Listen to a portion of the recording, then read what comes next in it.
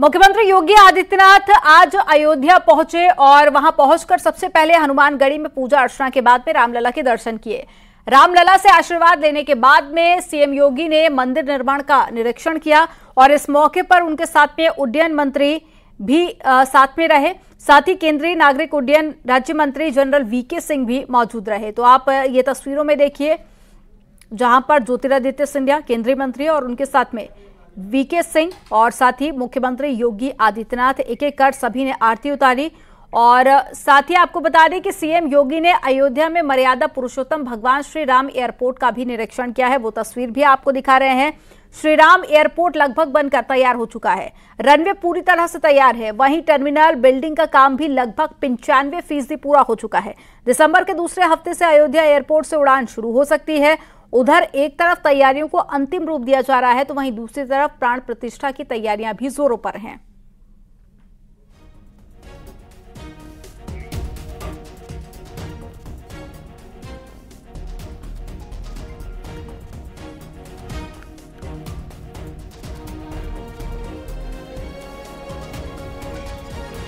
तो ये तस्वीरें उस दौरान की जब राम मंदिर निर्माण का जायजा लेने के लिए मुख्यमंत्री योगी आदित्यनाथ पहुंचे। एक एक कर हर एक जानकारी ज्योतिरादित्य सिंधिया को साझा की। उन्होंने बताया कि कितना काम पूरा हो चुका है, क्या टारगेट रखा गया है, कितना काम बाकी है और साथ ही किस तरह आगे की तैयारियां रहेंगी, क्योंकि कलयुग में त्रेता युग को जीवंत करने की यहां पर कोशिश प्राण प्रतिष्ठा के मौके पर।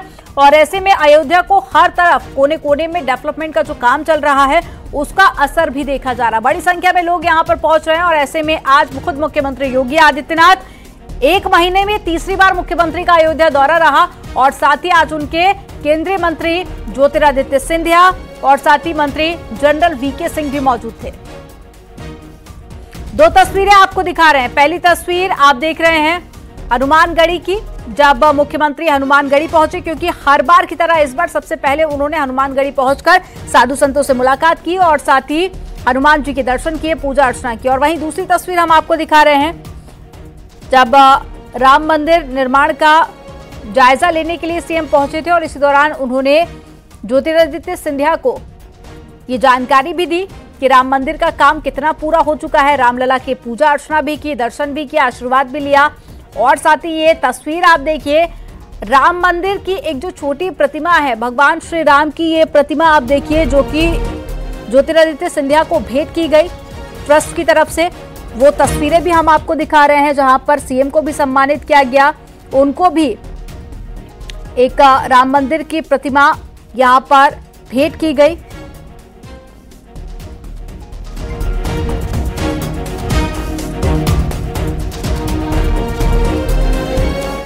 एयरपोर्ट की दृष्टि से, उसके phase second and phase third के कार्य की दृष्टि से, एयर कनेक्टिविटी की दृष्टि से कितनी फ्लाइट यहाँ पे प्रारंभिक दृष्टि आएंगी, शेष आने वाले समय में क्या होगा, इसके लिए केंद्रीय मंत्री माननीय श्री ज्योतिरादित्य सिंधिया जी को मैं आमंत्रित करूँगा कि वे इसके बारे में आपको अवगत भी कराएंगे और आप स्वयं इससे अनुभव कर पाएंगे कि अयोध्या को दुनिया की सबसे सुंदरतम नगरी के रूप में स्थापित करने और अयोध्या को उसका गौरव उपलब्ध कराने के लिए सरकार किस गंभीरता पूर्वक कार्य करते हुए उसे समयबद्ध तरीके से आगे बढ़ा रही है, ये आप सबके सामने।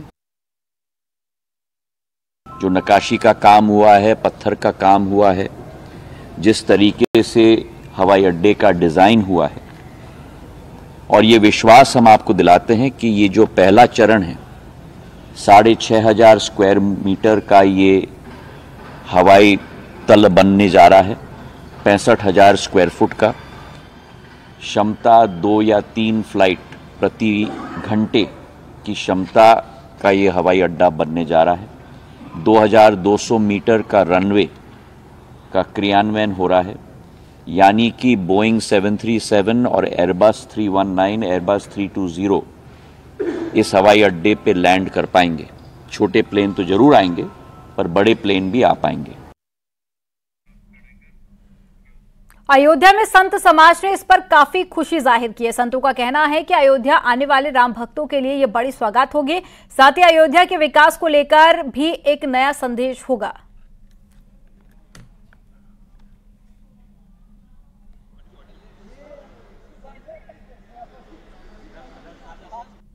इस एयरपोर्ट के माध्यम से देश और दुनिया में रहने वाले सभी सनातनी कनेक्ट होंगे, जुड़ेंगे और आने में सुविधा, इसके साथ साथ हर व्यक्ति राम जी तक पहुंचने का जो प्रयास है उसमें चार चांद लगेगा आज के एयरपोर्ट के निरीक्षण से और एयरपोर्ट के उद्घाटन के बाद। विश्व पर्यटक पर, विश्व स्तर पर इसको ले जाना है कि यह नगरी जो है विश्व पर्यटन नगरी के रूप में दिखाई दे, तो इसमें एयरपोर्ट बहुत ज़रूरी है, उसका निरीक्षण करेंगे।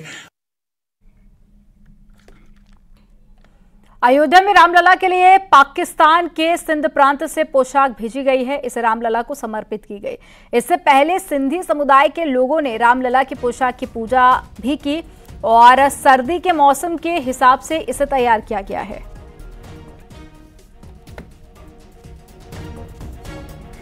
तो ये पोशाक की तस्वीरें हम आपको दिखा रहे हैं जो कि रामलला को समर्पित की गई है। और अब ठंड बढ़ गई है तो ऐसे में ठंड के हिसाब से इसे बनाया गया। और सबसे खास बात तो यह है कि पाकिस्तान के सिंध प्रांत से ये पोशाक भेजी गई है। तो न सिर्फ भारत बल्कि जो राम भक्त हैं वो दूर दूर से भगवान राम के लिए इससे पहले डोनेशन भी की थी जब मंदिर का निर्माण कार्य चल रहा था। और ऐसे में अब ये जो पोशाक है बेहद खूबसूरत, वो पाकिस्तान से भेजी गई है।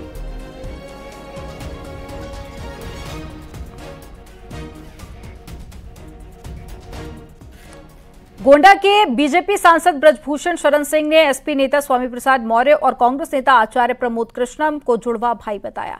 उन्होंने कहा कि यही वजह है कि दोनों नेता अनाप शनाप बयान दे रहे हैं। ब्रजभूषण शरण ने कहा कि आचार्य प्रमोद कृष्णम को आभास हो गया है कि कांग्रेस पार्टी को समाजवादी पार्टी अब घास नहीं डालेगी। ब्रजभूषण शरण सिंह यहां सांसद खेल प्रतिस्पर्धा का शुभारंभ करने के लिए पहुंचे थे और इस मौके पर वो खिलाड़ियों के साथ कबड्डी खेलते हुए भी नजर आए।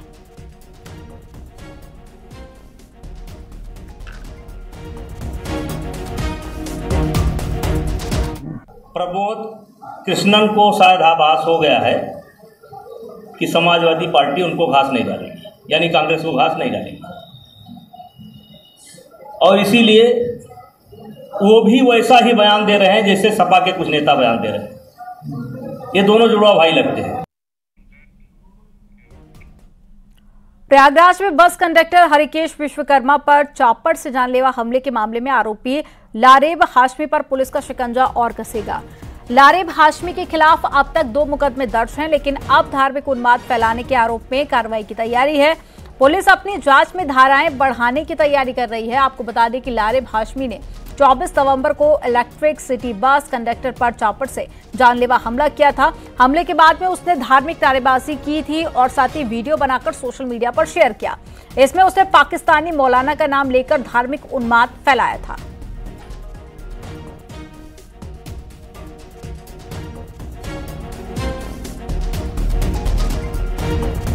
में जिस तरह की बातें सामने आई हैं कि हमले के बाद लारेब हाशमी ने धार्मिक उन्माद फैलाने के लिए नारेबाजी की थी और एक वीडियो भी सोशल मीडिया पर वायरल किया था जिसमें पाकिस्तान के एक मौलाना इस्लामिक स्कॉलर का नाम लेते हुए उसने नारेबाजी की थी और निश्चित तौर पर उसके इस कृत्य से धार्मिक उन्माद फैलने की पूरी संभावना थी।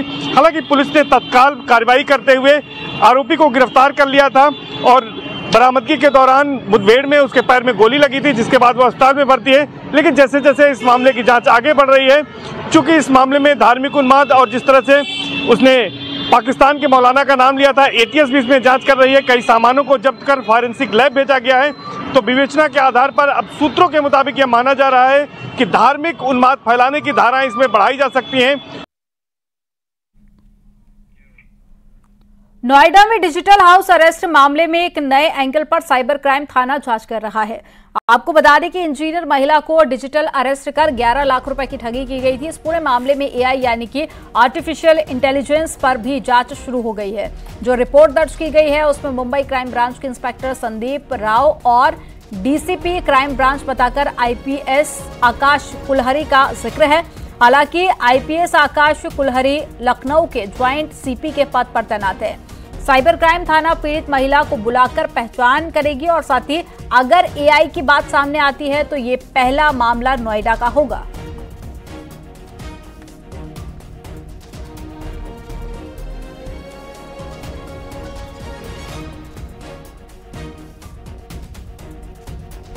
सरिता जी, जिस तरीके से ये पूरा मामला सामने आया और अब एआई की बात हो रही है, क्या कुछ निकल के आया है उसमें? देखिए, अभी एआई की बात आप कर रहे हैं, लेकिन अभी हमारी इन्वेस्टिगेशन में जब तक मैं प्रूफ नहीं हो जाए तो वो कैसे कर सकते हैं इसको। अभी हम लोग इस एंगल पे बात कर रहे हैं, इस पर हम लोग एंगल पे जांच कर रहे हैं। जिस तरीके से जिक्र किया गया है, यूपी में तैनात एक आईपीएस का जिक्र है, इसके अलावा मुंबई में एक इंस्पेक्टर का जिक्र है, तो क्या आप लोग जो पीड़िता हैं उनसे क्रॉस वेरीफाई भी कराएंगे इस चीज को कि यही लोग बैठे थे ऑन स्क्रीन स्काइप पे? देखिए, वो तो सीबीआई ब्रांच के कोई आईपीएस का जिक्र किया है उन्होंने, फिर भी अभी हम लोग इस पर एक बार उनको जो पीड़िता है उनसे बातचीत की जाएगी, उनको पूरी बात, चूंकि इस संबंध में बात भी हुई है और हम उनको बुला के बातचीत करेंगे, उनसे पूछेंगे भी कैसे है क्या है। एआई टेक्नोलॉजी का कह सकते हैं ये भी इसी से कनेक्टेड पहला मामला सामने आया है नोएडा में, अगर प्रूव हो जाता है तो? हाँ, अगर प्रूव होता है तो पहला मामला होगा भाई। हमारे थाने पे तो पहला मामला, पता नहीं और जगह कहाँ कितना हो नहीं बता सकते, बट एआई टेक्नोलॉजी का सदुपयोग भी है, मिसयूज भी बहुत है। समाजवादी पार्टी और कांग्रेस में खींचतान के बाद अब आरएलडी के नेता भी बागी तेवर दिखा रहे हैं और इसका फायदा सिर्फ और सिर्फ बीजेपी उठा रही है। दरअसल बीजेपी में आज तमाम विपक्षी दलों के नेताओं की ज्वाइनिंग हुई, जिसमें आरएलडी का भी साथ छोड़ने वाले नेता भी इसमें शामिल हुए। इसी से जुड़ा एक रिपोर्ट आपको दिखाते हैं।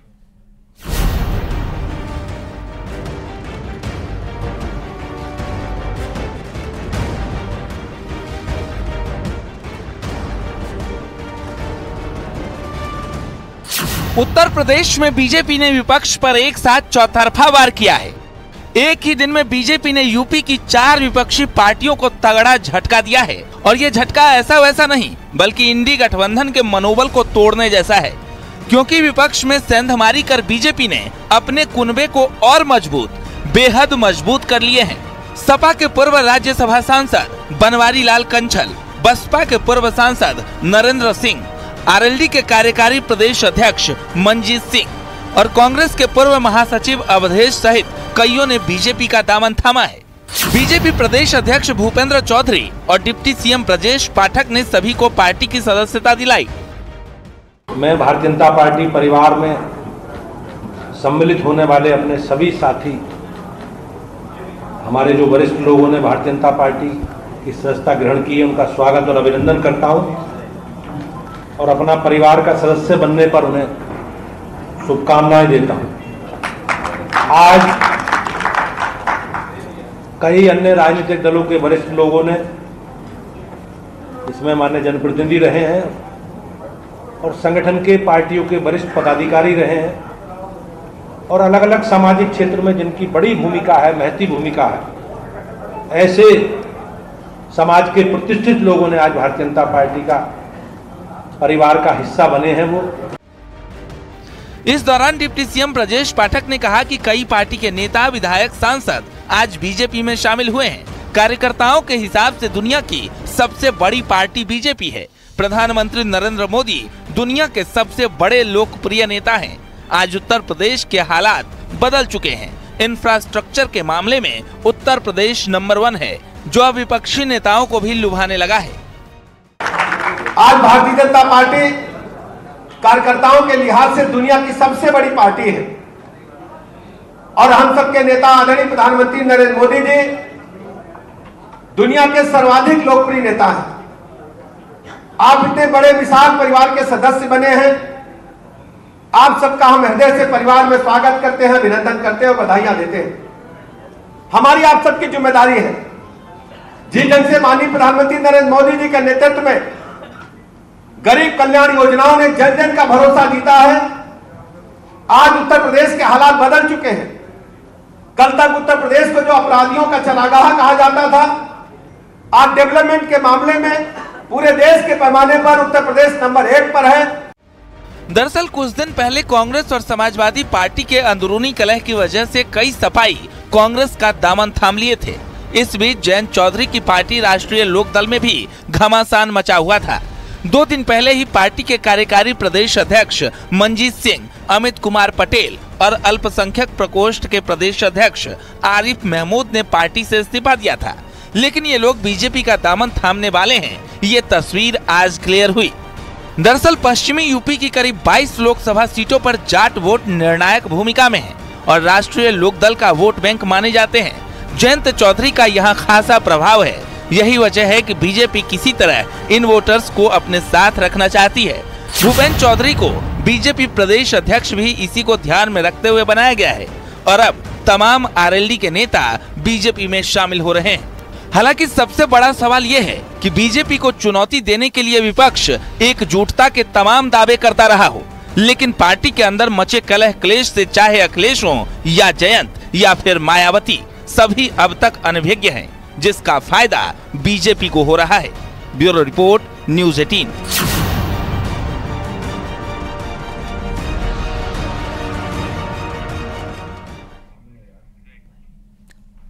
और यहाँ पर वक्त हो गया एक छोटे से ब्रेक का। आप देखते रहिए न्यूज़ 18।